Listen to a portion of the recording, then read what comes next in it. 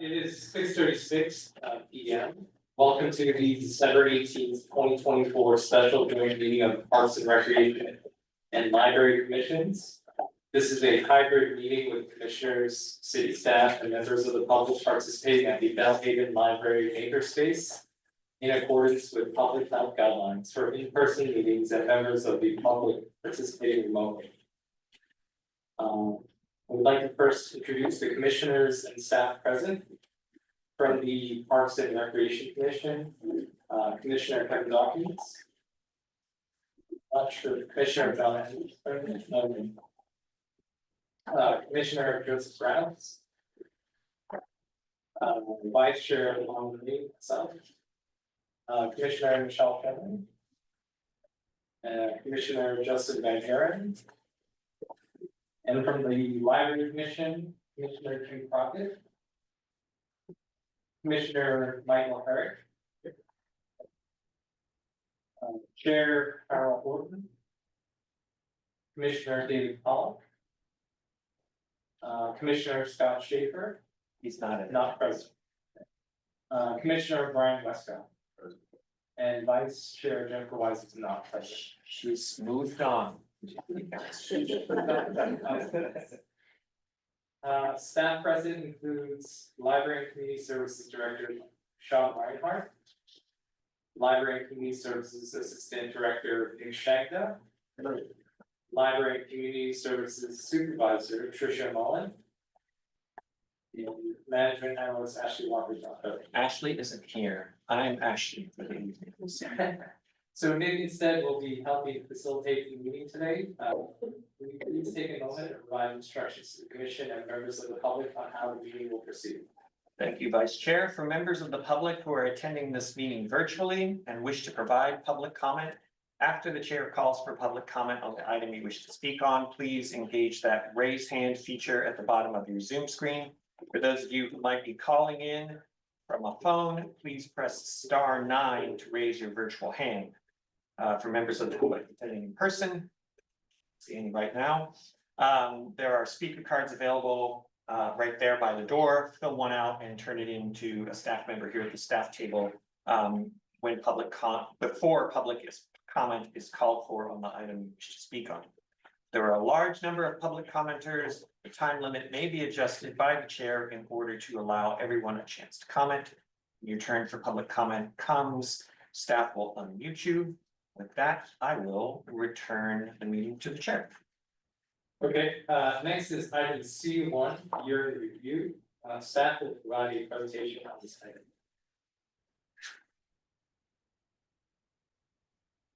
Thank you, Vice Chair. I think I have the start of the year in review. So we wanted to take a few minutes tonight while we had both commissions present, to just look back on everything we've done this year. Just talking to my team, we kind of forgot what a big lift it was. We didn't forget, but it goes out of your mind quickly, everything that we've accomplished this year. And both commissions have helped us accomplish a lot. So this is our year in review. So, as I said, very active, very successful year. We did a lot. It's impossible to show every accomplishment.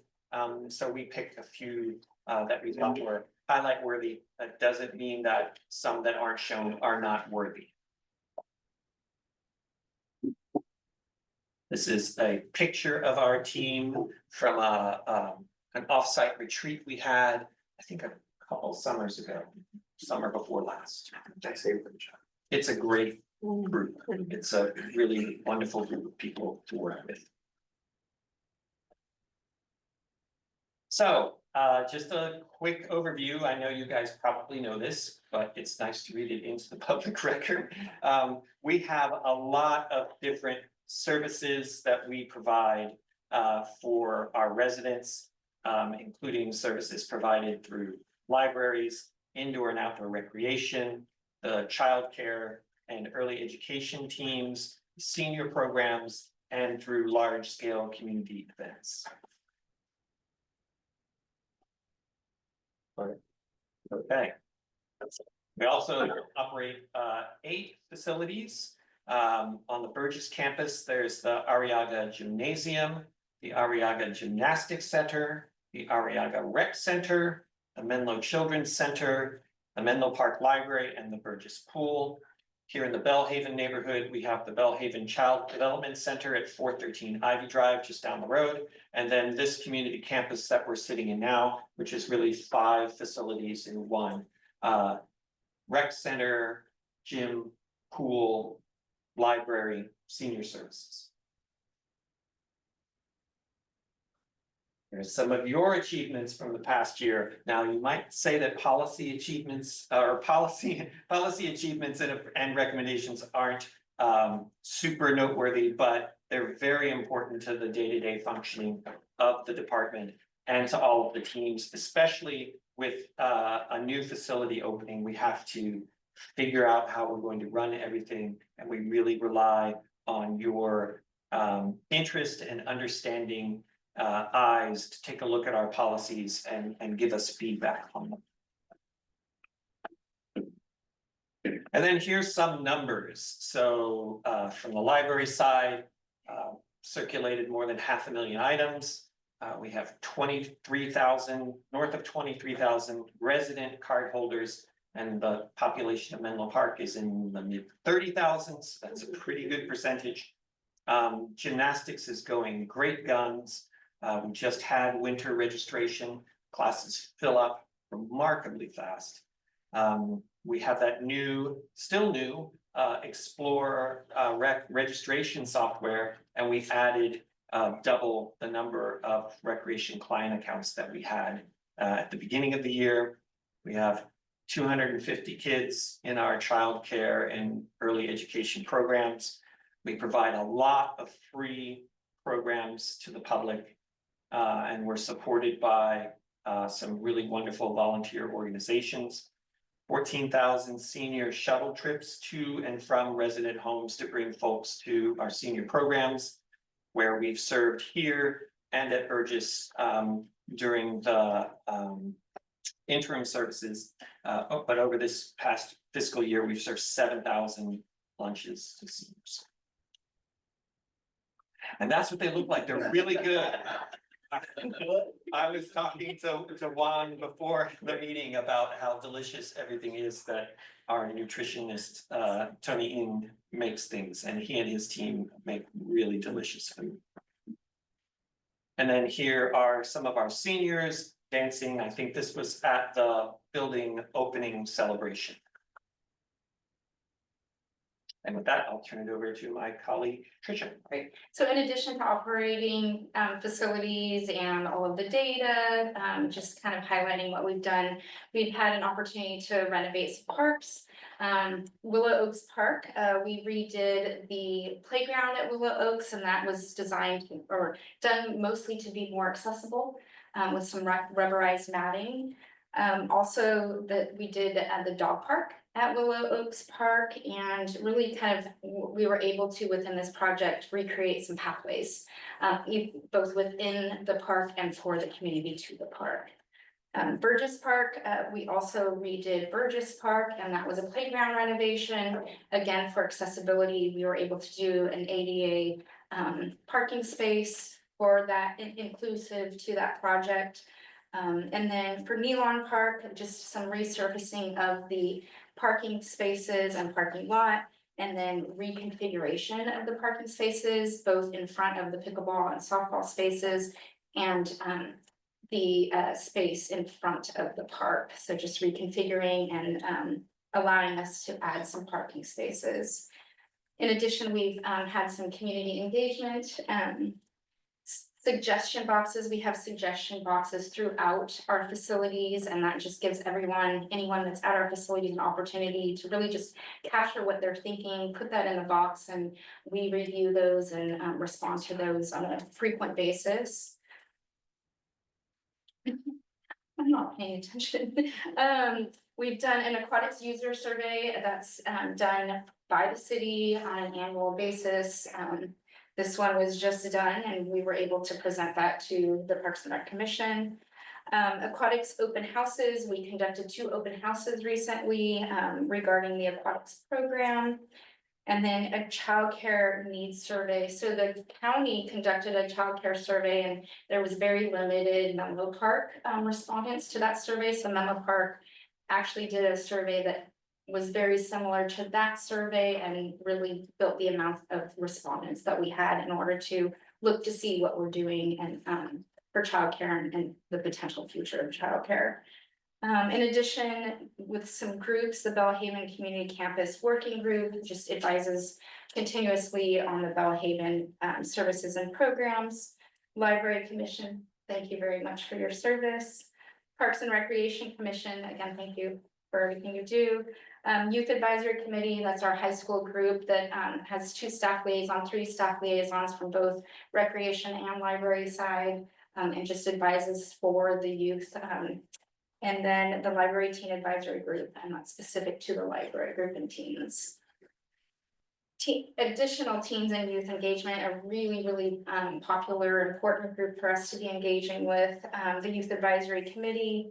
And that's the group that's supported by staff from both library and recreation side. Teen Aquatics Focus Group, that was an opportunity that we took to really focus in on the youth feedback for the aquatics program with the Youth Advisory Committee. Teen Makerspace Research, the Youth Advisory Committee did some research for us of different organizations and their makerspaces to let us know what works, what doesn't, for this very space as we develop that and continue to do so. Teen media days and movie nights, just opportunities for the teens and the youth to come together for media activities and movie nights. Middle grade book group for middle schoolers to come together and read and review books, similar books and the same books. Video games and board game nights. And then library teen zones, gathering space. So a lot of those programs are actually conducted in the teen zone here at the Belhaven campus. All right, so community-wide events. Hopefully you guys have attended some of these, but just to kind of pat ourselves on the back a little bit, these are a heavy lift for staff. It's a lot of work that goes into these. And Jen Masso and Natalia Jones and many other staff work on putting these events on. The major ones are listed there on the screen, but also to let you know that we have these other smaller scale educational and cultural programs at all of our facilities throughout the year, 500 of them, so that's more than one a day, including our story times, which we provide to the public and to our child development teams. Some photos. This is from Black Liberation Month. This is the Hillview Middle School Band. This is probably for Halloween Hoopla this year. That is from our recent light up the season just a couple of weeks ago. Snow and the beautiful lights in Fremont Park.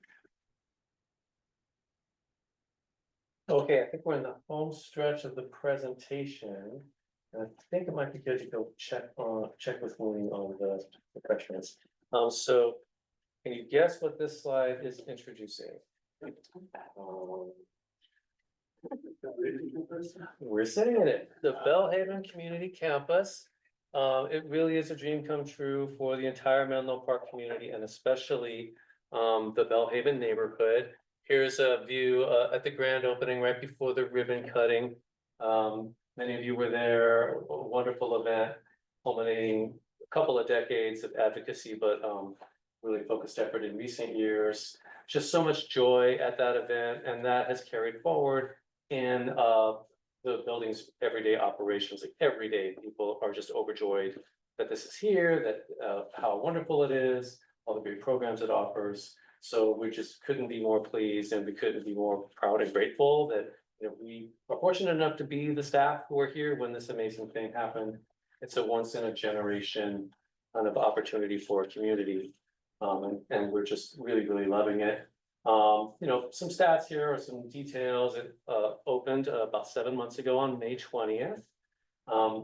It's a 100% electric, there's no gas in this building. It's net zero energy, meaning all of the energy consumed is offset by energy that's produced here on site.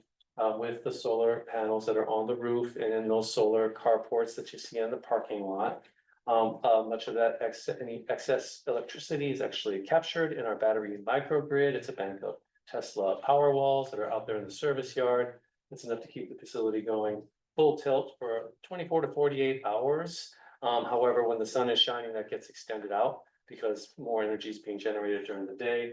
I'm not listed here, but this is a designated American Red Cross emergency shelter as well. As Nick mentioned earlier, there's 5 programs in one facility. This facility replaced 5 facilities that used to be in separate locations and now they're in one. Decades-long vision, I mentioned it was 4 years from concept to completion when the offer was made by Facebook, now Meta, to build it. To have a public building go from 0 to open in 4 years is like quantum speed. It's incredibly fast. And it was just an amazing ride. And when you're riding that fast, there's some bumps in the road, but you get to the destination faster and it's totally worth it. So again, Meta Platforms, major funding and construction. Folks often ask, what's the estimate? They estimate their contribution, the value at about $40 to $45 million. The city, the taxpayers of Menlo Park through Measure T bonds and some other funds provided additional funding in the neighborhood of $15 to $20 million. And then there were private donations for the furnishings and equipment. Just a couple more scenes here to look at. That's from the grand opening. Here's another glamour shot of the Bellhaven pool. And here's a nice view down of the gymnasium. And a view of the children's library downstairs. I'm showing you pictures. You're in the building, so you can see them while you're here, but we did get this nice drone view of the building as well, so you can see its relationship to Kelly Park right over there. And the rest of Menlo Park. And a closing view of the building there. So that's this facility. It's just incredible, but the work never stops. You know, we're always here to serve the community and we're already looking ahead to 2025. Hard to believe.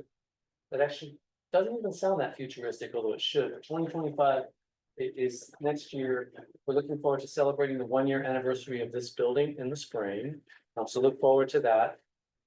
We will be moving forward with the remainder of the childcare needs analysis. We are planning to do a citywide survey of residents about their needs for recreation and community programs. The last one we did was a couple of years ago, asking them, what are you looking for in sports and recreation and library programs and everything. Big survey coming up this year. We're pursuing accreditation for our recreation programs and a related method, because there isn't really an accreditation for library programs, but there is benchmarking. We'll be working on that next year.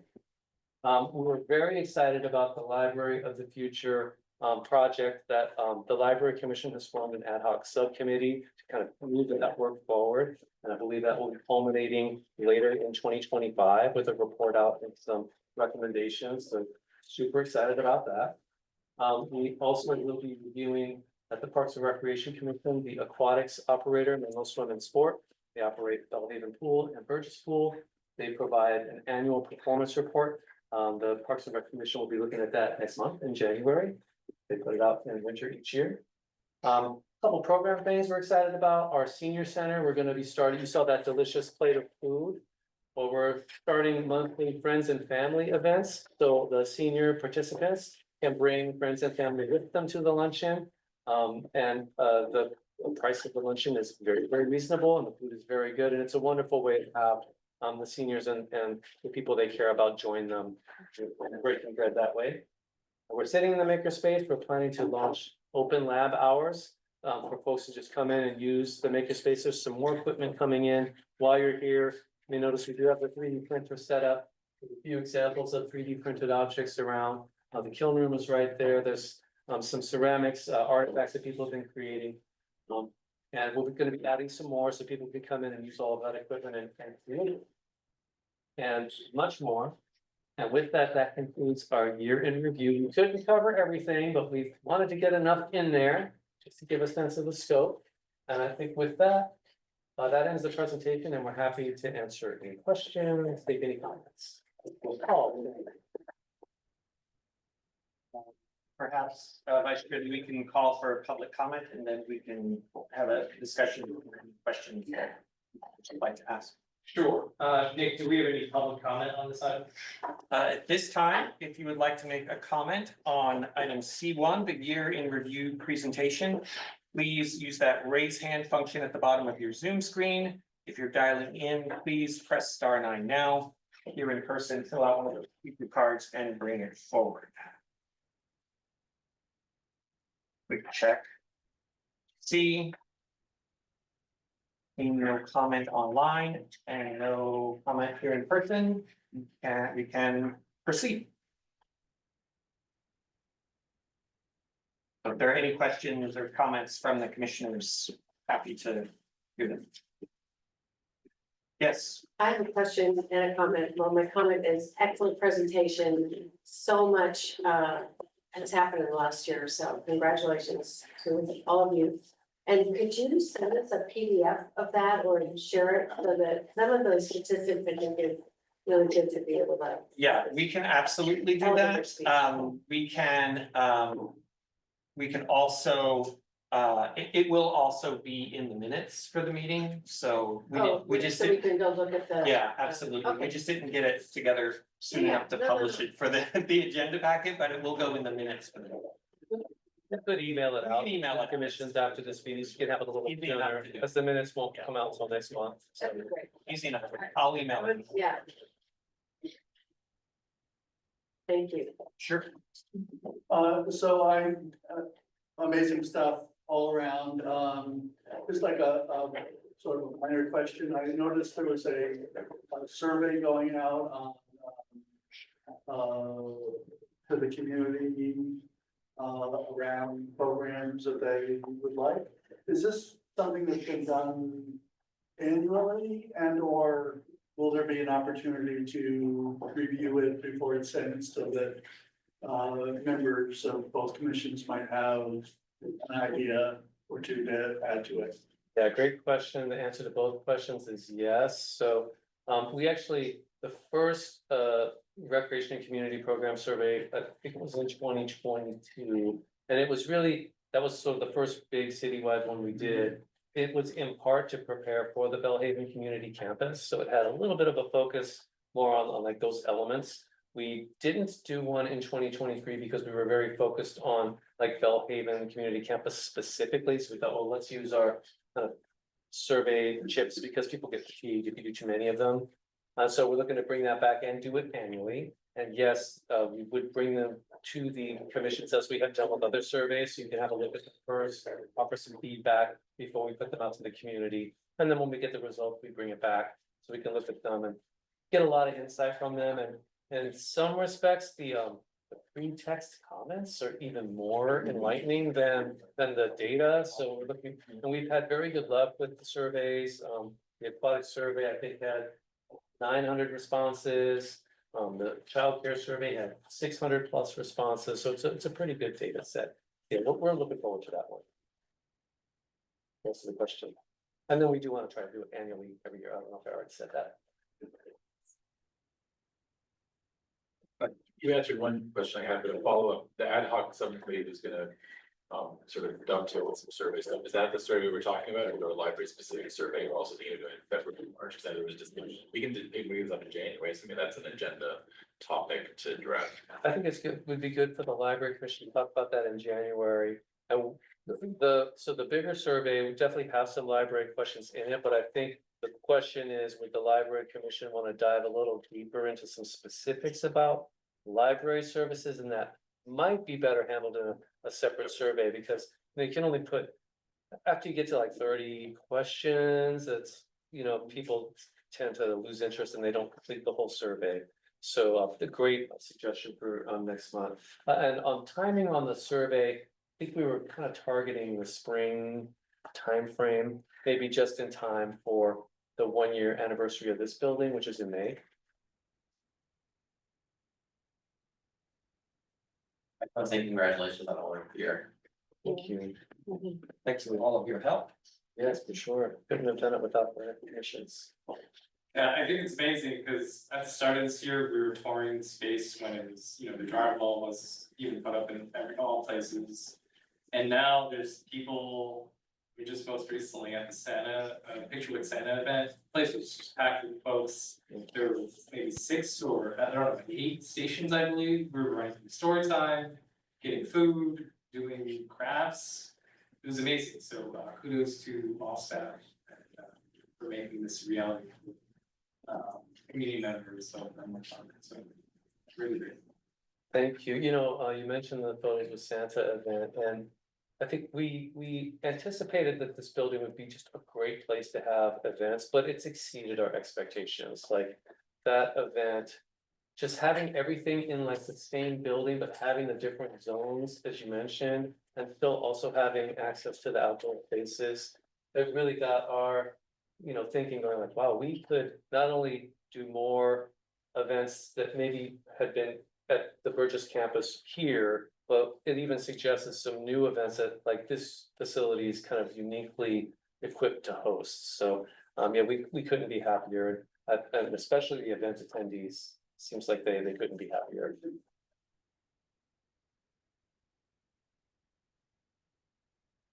No more questions, we can back to you, Vice Chair. Okay, moving on to commissioner reports. Would any commissioner like to make a short report on items of interest to the entire commission? Should we do that now? Yes. Brian. No, go ahead. Nick is passing out to the library commission, but there are extra copies for correct, that's fine. This is just the ad hoc committee's brief report, which really is just a call for volunteers we talked about last month. I think you talked to the names on the library bridges from visiting to sign up. We don't know when they're gonna happen in January, February, but each of the ad hoc committee members is committed to seeing the contact for one library, so they'll contact the people and arrange visits. I should note on this chart, this is a public document, and they are not valid, they're not accurate figures necessarily. So when you see population figures and budget figures, it's very ballpark. Because I think some of the people who went to Hayward thought that would be helpful just to see the different types. So they're close enough to just give you a sense that like Hayward is really larger than Los Gatos. And so the rest of this document is just sort of the data collection areas we're kind of looking at. And I think as Sean mentioned for the survey for the aquatics and other things, it's usually actually sort of the free form anecdotal stuff that turns out to be sometimes the most useful, because you can do a lot of comparisons of data just without visit, but these visits are stuff that just sort of gathers information that you will take forward as the ad hoc committee goes on into the spring.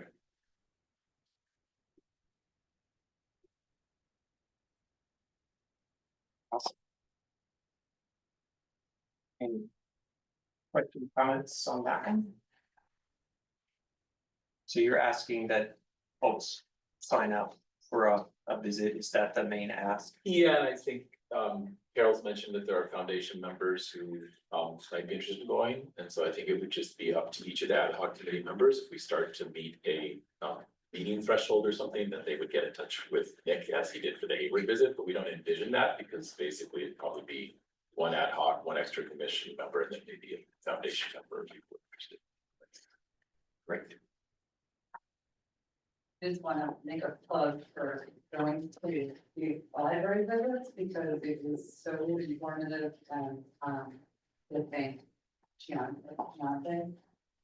She was the library services director at the Hayward Public Library, and I mean, she spent 2 hours, 2 solid hours with us going through this beautiful library space. And it's similar in a lot of ways to the Bellhaven Community Center library spaces, and explaining how things came to be, what worked, what doesn't, new programs that they've tried, things like citizenship programs or high school diploma for things that,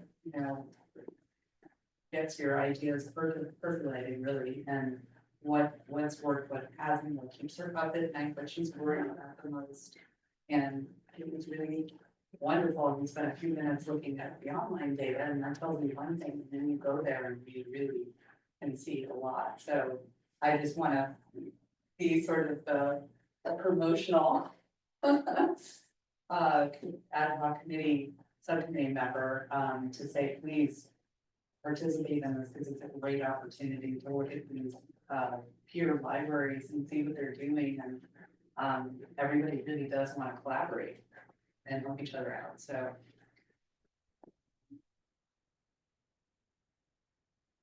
They're not recycling.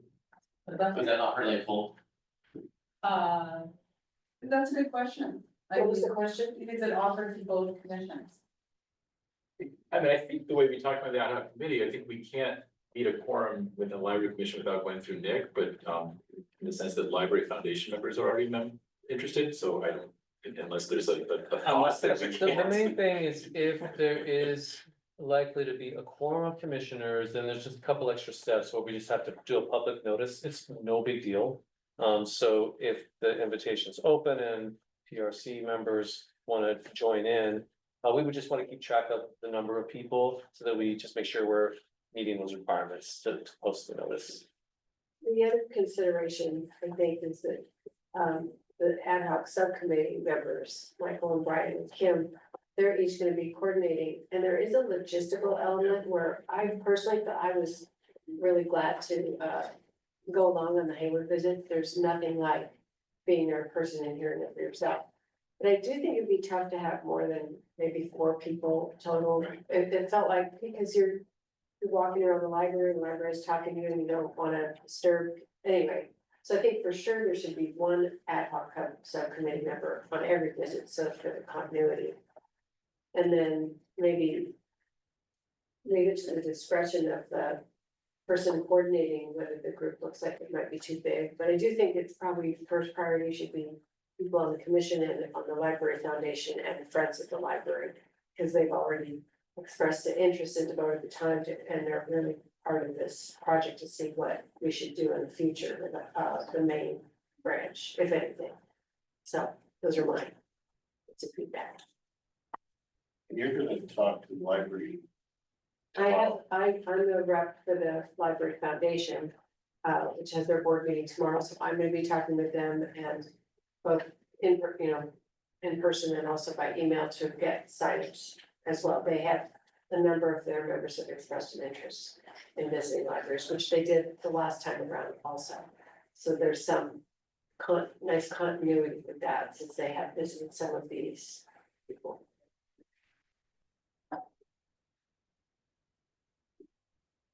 So just logistically, I know there's a sign up sheet, but then typically for that kind of thing, you would just kind of either you reach out to the staff liaison, in this case, it's Mr. Jagda. But since there's a sign up sheet floating around, you could also jot it down while you're here. Yeah, sure, but I think what I'll do is just ask the ad hoc subcommittee members to let me know before when a visit is upcoming, and then who's coming on that visit, so that if there is a quorum or a potential quorum, I can just get the notice out. We also don't know dates yet, because That's it's fine. so, it's hard, you can say, I wanna go to all of them, but may not be able to. And so it's good to find out all the people who were interested in it. Downside if needed.